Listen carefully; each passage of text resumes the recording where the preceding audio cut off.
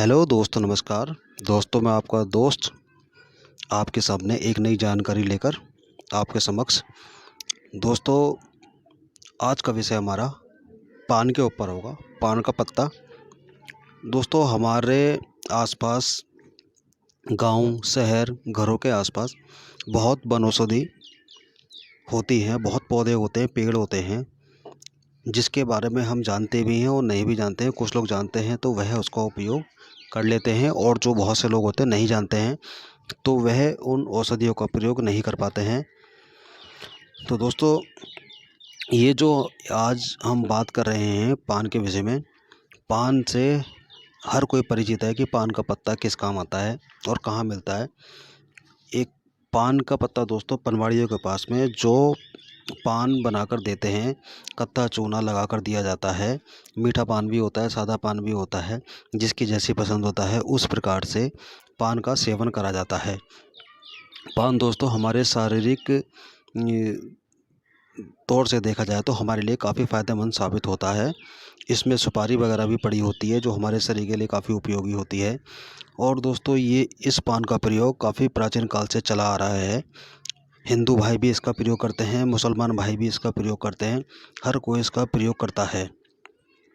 इस पान को दोस्तों पवित्र माना जाता है, क्योंकि ये हमारे पूजा पाठ में भी, हवन सामग्री में भी प्रयोग करा जाता है, भगवान को अर्पण भी करा जाता है। तो ये एक पवित्र भी माना जाता है हिंदू धर्म में। इसके दोस्तों औषधीय गुण भी बहुत ज़्यादा हैं। जो जानता है वह इसका प्रयोग करता है। जो पुरानी दादी नानी होती हैं वह सर्दी खांसी में इसका उपयोग कराते हैं, जिससे इनके बच्चों की सर्दी खांसी में काफ़ी अच्छा फ़ायदा मिलता है। दर्द में भी इसका, इनके पत्तों का काम लिया जाता है। कफ रोगों के लिए दोस्तों ये बहुत बेहतरीन चीज़ है। कुछ वैद्य हकीम पान के रस से नामर्दी की दवाइयाँ तैयार करते हैं, जो नामर्दी की, नापुंसकता की बीमारी में बहुत उपयोगी मानी जाती हैं। इसके विषय में दोस्तों हम आपको बताएंगे आगे नेक्स्ट वीडियो में। आज हमारा जानकारी सिर्फ पान के पत्तों के बारे में है, और ये शीघ्र पतन में भी बहुत अच्छा काम करती है।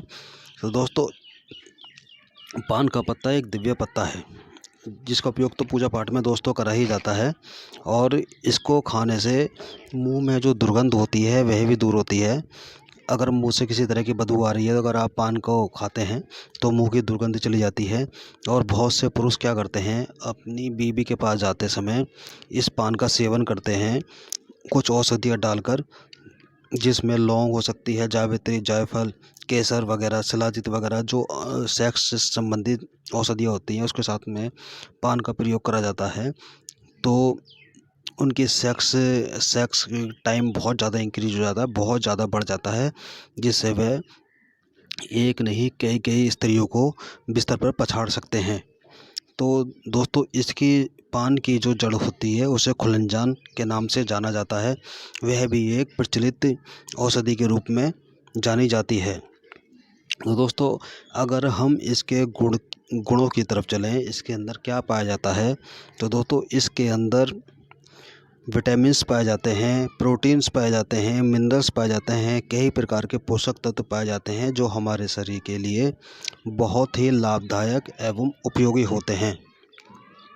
अगर दोस्तों मुंह की दुर्गंध है तो आप इसके पान के पत्तों के रस से या पान के जो जड़ होती है इसका काढ़ा बनाकर अगर आप कुल्ला करते हैं तो आपके मुंह में जो दुर्गंध होती है वह दुर्गंध चली जाती है और मुंह से खुशबू आना शुरू हो जाती है।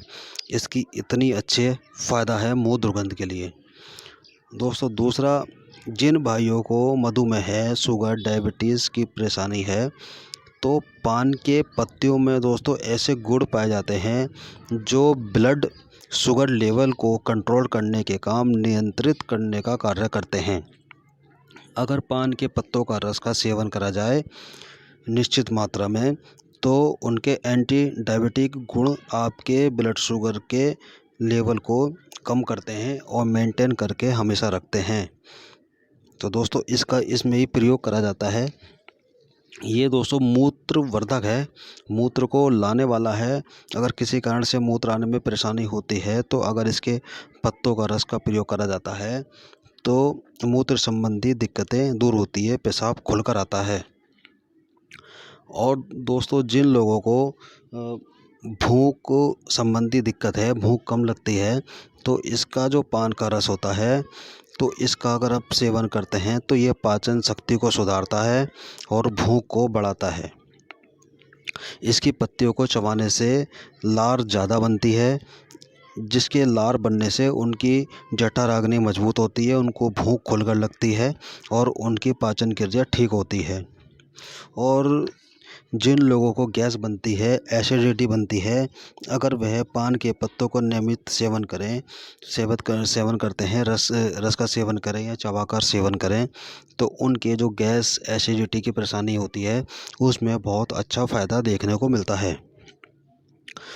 और भाइयों, जिन लोगों के घाव लग जाते हैं, चोट लग जाती है, तो उन चोट पे या घाव पर आप अगर पान के पत्तों का रस निकालें, पान के पत्तों का रस निकालकर उस घाव वाले स्थान पर, चोट वाले स्थान पर अगर आप उसको लगाते हैं तो उनके घाव जल्दी ही भरने शुरू हो जाते हैं, घाव जल्दी ही ठीक होते हैं।